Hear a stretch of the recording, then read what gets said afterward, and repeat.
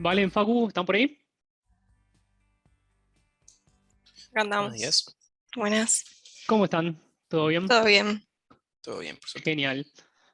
Bueno, terminamos los chicos recién, dejaron la vara bien alta, así que vamos a continuar ahí, bien arriba.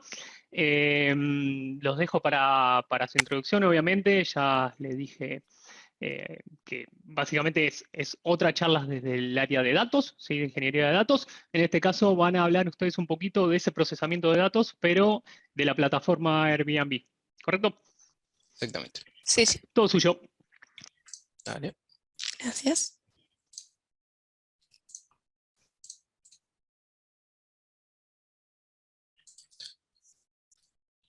Buenos días, mi nombre es Facundo Laitete, tengo 23 años, soy estudiante de Ingeniería Industrial en la UTN y entré en Exacta en octubre del año pasado como pasante de datos. Bueno, buenos días. Mi nombre es Valentina Novo. Soy estudiante de Ingeniería Industrial. Tengo 22 años. Y al igual que Facu, hace 6, 7 meses que comencé la pasantía acá en Exacta. Hoy vamos a estar presentándoles nuestro proyecto final de la primera etapa de la pasantía, el cual se basó en el análisis de la base de datos de alojamientos en la ciudad de Buenos Aires para Airbnb. Con dicho proyecto buscábamos ayudar a las tres partes involucradas, Airbnb y los clientes que usan la plataforma, que se diferencian entre aquellos que ofrecen alojamientos a través del sitio de aquellos que los buscan. El objetivo era optimizar el uso de la página, detectando demandas actuales en términos de alojamiento, para lo cual precisamos relevar la información disponible en el sitio de Airbnb. Esta información era desde noviembre de 2020 hasta la fecha. En cuanto al proceso que llevamos a cabo, en primer lugar teníamos que realizar la carga de datos, desde la página web pública de Airbnb, como dijimos, a nuestra base de datos en SQL Server. En este caso, en lugar de hacer un proceso habitual de ETL, lo encaramos como un proceso ELT. Primero cargamos y después transformamos. Para esto utilizamos sys, donde mediante un execute process task ejecutamos un script en Python, que estaba dentro de un archivo .bat, que además de cargar la data, corrigiese algunos errores iniciales de la carga. Luego los insertamos en un CSV y finalmente los almacenamos en una tabla. Una vez cargados los datos, comenzamos con la modificación del tipo de dato desde SQL Server, ya que, bueno, como comenté anteriormente, primero cargamos y después transformamos. Teniendo preparada nuestra base de datos, debíamos conectar esta misma a Python para poder llevar a cabo el análisis posterior. Para eso usamos SQL Alchemy. Una vez que llevamos a cabo la conexión, realizamos un análisis preliminar de cada columna del data frame, evaluando cantidad de nulos y estadísticas básicas de los datos, como máximos, mínimos, promedios, etc. Para después poder llevar a cabo un análisis exploratorio un poco más detallado. Como primer punto, quisimos visualizar en un mapa interactivo cómo estaban distribuidos los hospedajes a lo largo de la ciudad, para también ver qué tanta diferencia había entre los barrios. Así pudimos ver como primera impresión que había ciertos barrios que encerraban la mayor parte de nuestro dataset.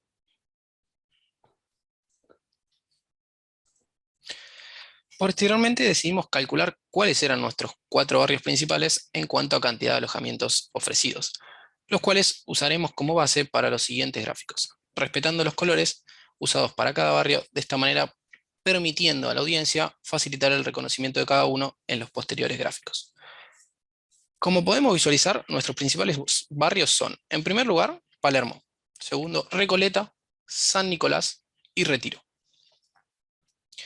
Para dichos barrios, realizamos un boxplot orientado a definir la distribución de precios en cada uno de ellos.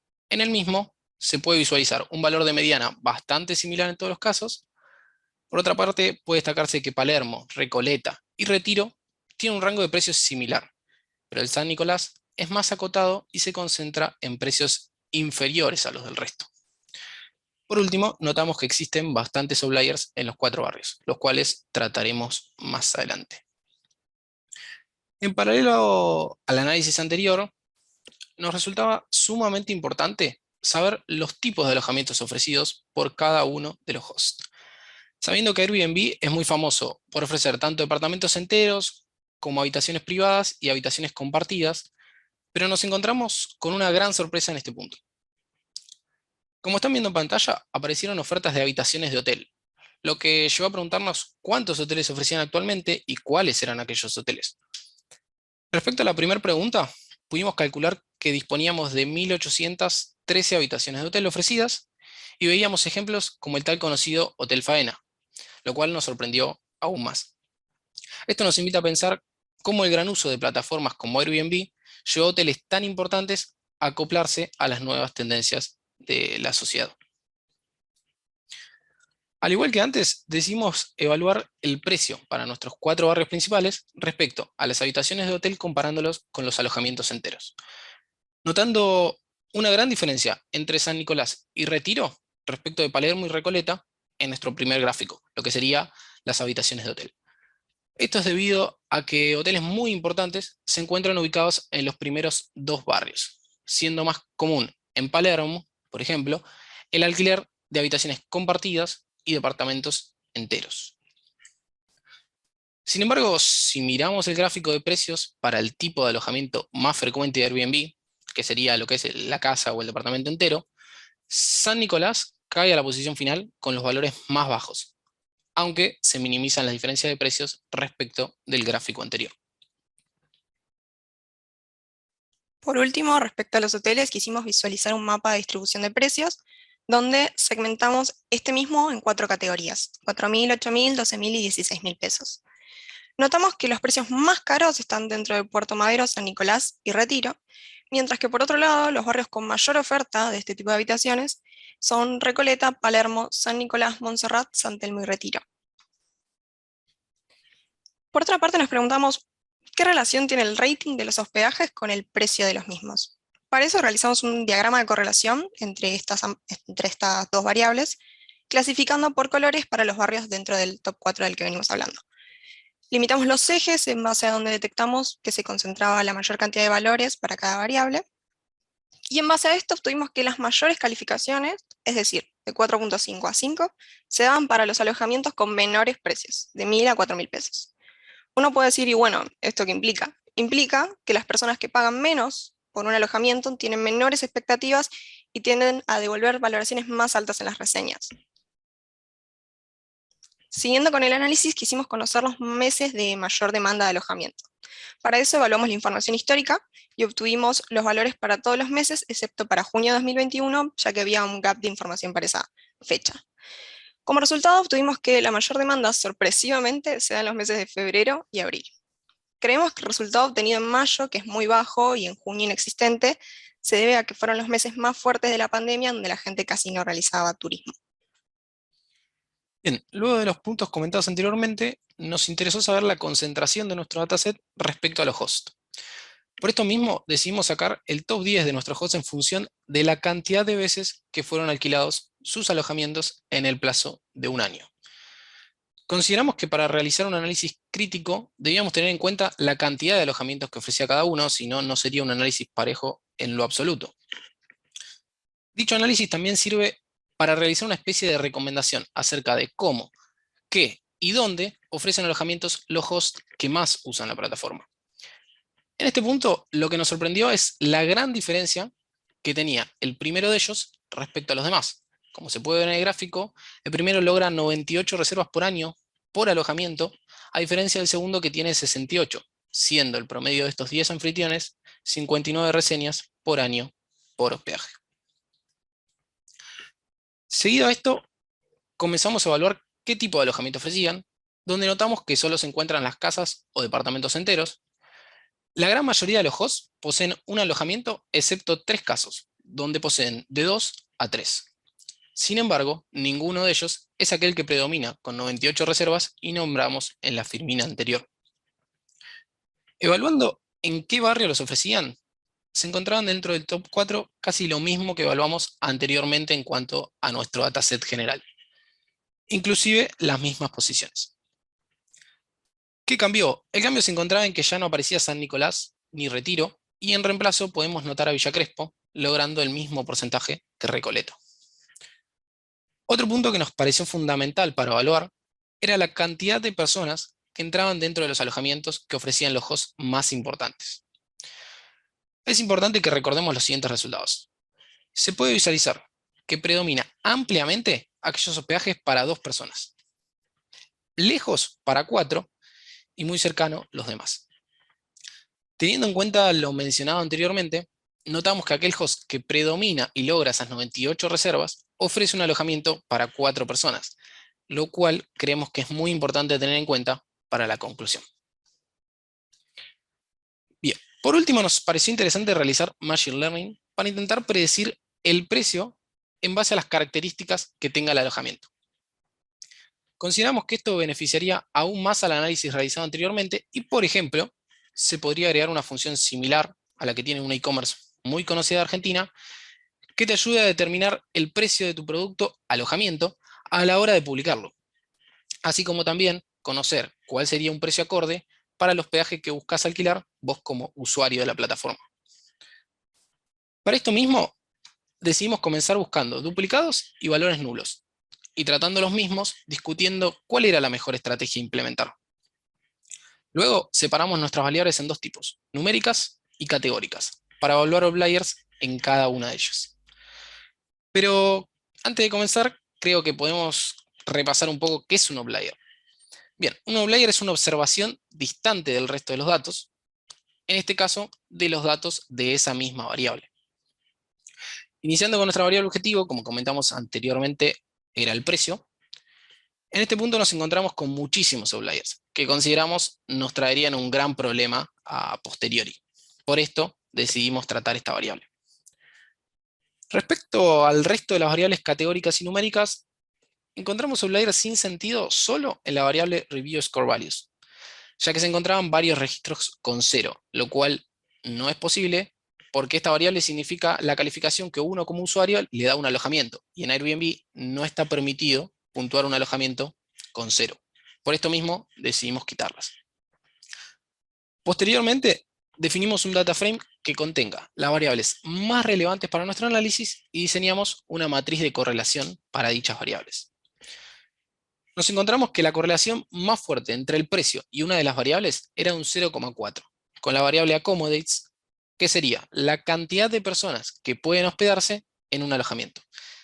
Sin embargo, consideramos importante destacar en este punto que dicha correlación no es muy fuerte para un análisis de Machine Learning. A partir de allí, clasificamos las variables categóricas de manera que pudiéramos transformarlas en numéricas. Seguido de esto, pusimos en práctica algunos modelos de Machine Learning teniendo en cuenta que nos enfrentábamos a un problema de regresión y no de clasificación. Para evaluar el rendimiento de cada uno de nuestros algoritmos, decidimos tomar como métrica el coeficiente de determinación conocido como R². Este se utiliza para evaluar el rendimiento de un modelo de aprendizaje automático basado en regresión. ¿Pero qué es el R²? Es la diferencia entre las muestras en el conjunto de datos y las predicciones hechas por el modelo. Es decir, determina la capacidad de un modelo para predecir futuros resultados. Respecto a los modelos que usamos, en primera instancia tenemos la regresión lineal.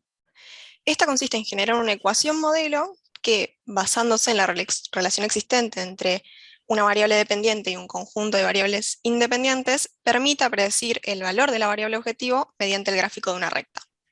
Una vez que entrenamos el modelo y obtuvimos el R² para el test, el valor de este coeficiente era aproximadamente un 25%, el cual es un valor muy bajo, por lo cual entendimos que para obtener mejores resultados debíamos implementar modelos más complejos que se ajusten mejor a nuestro dataset. Pasando al segundo modelo, empecemos comentando qué es un árbol de decisión. Es la representación de manera gráfica de todos los sucesos que pueden derivar de la toma de una decisión y a su vez de todos los sucesos que pueden derivar de cada uno de ellos. Bien, esperanzados probamos, pero obtuvimos un resultado de 24%, lo cual fue un poco desalentador. En este punto nos habíamos planteado probar haciendo un modelo Random Forest, pero a la vez mediante charlas con uno de nuestros tutores nos dimos cuenta que no estábamos sacándole todo el jugo al árbol. Por esto mismo, buscamos cuáles eran los mejores parámetros, los obtuvimos y al volver a correrlo logramos un resultado de 63%. Muchísimo mejor al anterior, pero queríamos ir por más. Buscábamos acercarnos al menos un 70%. En busca de ese objetivo, decidimos probar con dos últimos modelos, un poco más complejos que este mismo. Continuamos con un modelo Random Forest. Este modelo está formado por un conjunto de árboles de decisión individuales, cada uno entrenado con una muestra ligeramente distinta de los datos de entrenamiento. En lugar de depender de un solo árbol de decisión, el bosque aleatorio toma la predicción de cada árbol y en función de los votos mayoritarios de las predicciones llega al resultado final. Logramos un resultado final de un 68% para nuestra partición de test, lo cual fue superior a resultados anteriores, pero igualmente queríamos intentar mejorarlo. En ese desafío intentamos realizar un XGBoost. El XGBoost busca generar múltiples modelos de predicción, los árboles de decisión que nombramos anteriormente, de manera secuencial. Cada modelo es comparado con el anterior. Si un nuevo modelo tiene mejores resultados, entonces se toma este como base para realizar modificaciones. Si por el contrario tiene peores resultados, se regresa al mejor modelo anterior y se modifica ese de una manera diferente. Sucesivamente se busca ajustar los resultados y obtener mejores valores. Para esto buscamos los mejores parámetros para dicho algoritmo. Lo corrimos y logramos un resultado de 70%, logrando de esta manera nuestro mejor resultado. En conclusión, los dos algoritmos que mejor se adaptaban a nuestro dataset eran el Random Forest y el XGBoost. Consideramos que dentro de todo se logró un buen resultado teniendo en cuenta que, primero, que no había una fuerte correlación entre las variables con respecto a la variable objetivo, y también teniendo en cuenta que fue una primera prueba de concepto. Creemos que para mejorar este resultado se debería buscar dividir los precios por barrio en 4 segmentos, realizar un problema de clasificación y luego predecir esos precios con un problema de regresión. Como comentamos anteriormente, creemos que el análisis realizado beneficia a las 3 partes interesadas dentro de la plataforma. En primer lugar, a la persona que va a alquilar un hospedaje, porque le permite alquilar a un precio adecuado, además de tener una mayor oferta, ya que los alojamientos van a estar mejor orientados en escalas de precios. Por otra parte, beneficiamos al host, guiándolo con el precio, que le permita maximizar el tiempo de alquiler y en consecuencia también sus ingresos. Y finalmente aportamos ganancias a la empresa Airbnb porque va a obtener un mayor uso de la plataforma, lo que traería mayor cantidad de alquileres y en consecuencia mayores beneficios. En base a lo analizado, decidimos establecer 3 opciones en los distintos barrios de la Ciudad Autónoma de Buenos Aires, teniendo en cuenta la perspectiva del huésped, para lograr favorecer las búsquedas de hospedaje en base al objetivo que tenga el turista. Vemos 3 segmentos. La opción A, Retiro, Liniers, Constitución, son zonas de gran acceso a transporte público, pero poca actividad turística y vida nocturna, siendo a su vez un poco inseguras, pero las más económicas. Opción B, barrios seguros, con buenos accesos a ciertos puntos turísticos de la ciudad, con un precio mayor en comparación a los otros segmentos. Teniendo en Puerto Madero cercanía a aquellos puntos turísticos del centro, y en los otros 3, Saavedra, Villa Urtúzar y Núñez, más facilidad para el acceso a zona norte. Opción C, Palermo, Recoleta. Mucha vida nocturna, actividades turísticas y gastronómicas y de fácil acceso al transporte público, siendo una zona segura. Respecto a las oportunidades a explotar desde la perspectiva de los hosts, nos encontramos con otros barrios que cumplen las mismas comodidades que Palermo y Recoleta y que al día de hoy tienen pocos alojamientos disponibles. Estos barrios son Belgrano, Villa Crespo, Colegiales, Caballito, Villa Urquiza y Chacarita. Además, otro punto a tener en cuenta es que existe poca oferta para grupos familiares. Predomina ampliamente aquellos hosts que solo pueden hospedar hasta 2 personas, por lo cual ahí existe una gran oportunidad de mercado, como comentamos anteriormente. Considerando que aquel host que más reservas logra por año, que comentó Facu, alquila un departamento solo para 4 personas.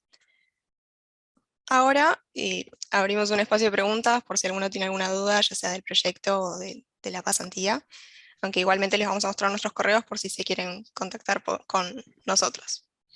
Sí, ahí estuve juntando un par. Chicos, si hay alguna pregunta más, la van pasando y yo ahora la proceso. Lo primero que tengo acá para preguntarles es si encontraron algo que les haya sorprendido dentro del dataset que juntaron, que descargaron. Lo que más nos Debe haber sorprendió de todo, fue ¿no? Pero bueno. la presencia de hoteles.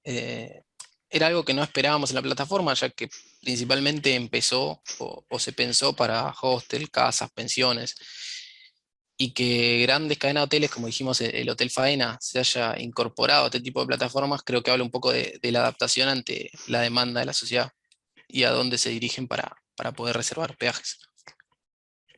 Bien. Además, bueno, lo otro que nos sorprendió fue el hecho de que no se aprovecha lo que es ofrecer alojamientos para 3 o 4 personas. En general la mayoría Claro. ofrece solo para 2, y el host que más reservas logra ofrece un alojamiento para 4 personas. Bien. ¿Por qué usaron SIS? Porque para llevar a cabo el análisis usamos información histórica desde noviembre de 2020 hasta la fecha. Airbnb carga la data en links de manera mensual. Con SIS lo que nos permitía era que con el script de Python que ejecutábamos se iba almacenando y levantando la info mes a mes y sumando para obtener un análisis cada vez más completo. Bien. Y la última que hay por ahora es cómo hicieron para pasar las variables que eran categóricas a numéricas. Bastante específicas.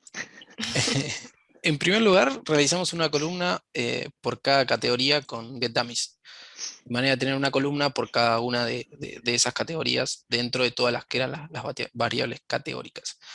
Sin embargo, teníamos el problema de que una de nuestras columnas eran los barrios, y hacer eso para cada barrio era un poco tedioso, y hasta creo que nos traería un problema más adelante para lo que es la predicción. Por Bien. eso decidimos sacar un precio por persona para cada uno de los barrios, y luego de esto lo dividimos en 4 segmentos en base a los cuantiles. Lo pensamos en base a los cuantiles para que sea una solución que perdure en el tiempo debido a la inflación. Bien, acá se sumó una pregunta nueva. La pregunta es, ¿cuánto tiempo estuvieron haciendo el análisis de esa información para poder conseguir estos datos?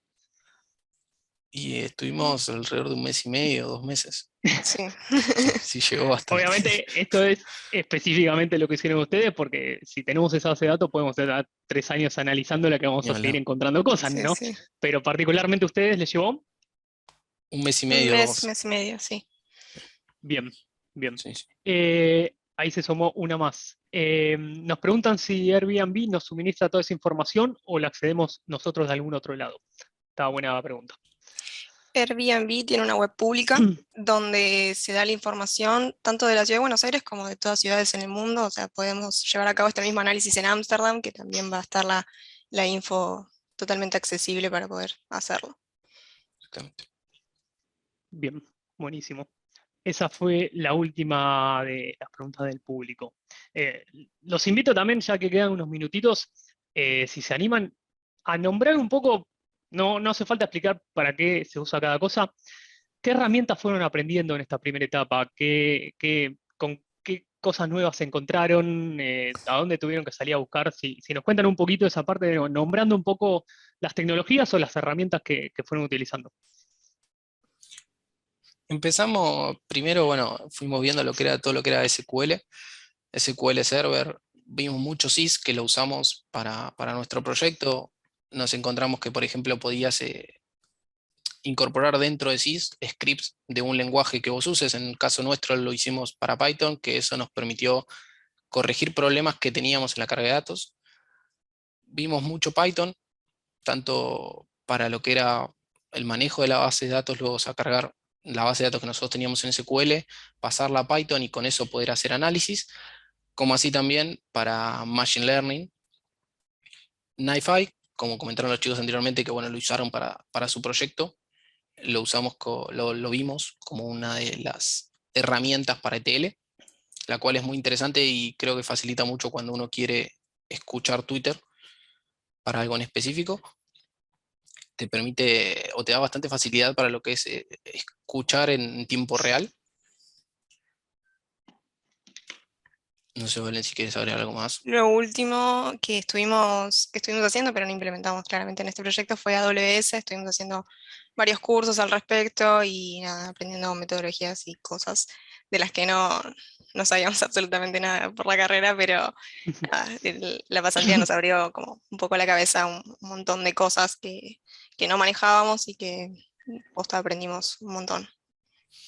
Bien, Y a lo último vimos Alteryx, que lo vimos tanto como ETL como para analítica, bastante abierto. Y la verdad, como dice Valen, aprendimos un montón de cosas que no sabíamos cuando arrancamos. bien.